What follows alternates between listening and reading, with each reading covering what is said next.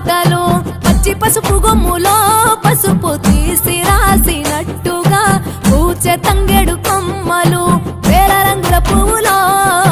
బతుకమ్మని చీరలు కోనేటిలో కలువలో గౌరమ్మని రవికలు ఎంతటి అందాల మహారాణివే నీ చుట్టూ పూలన్నీ చలికత్తెలే నిన్ను చూడాలని ముందుగా వచ్చిందే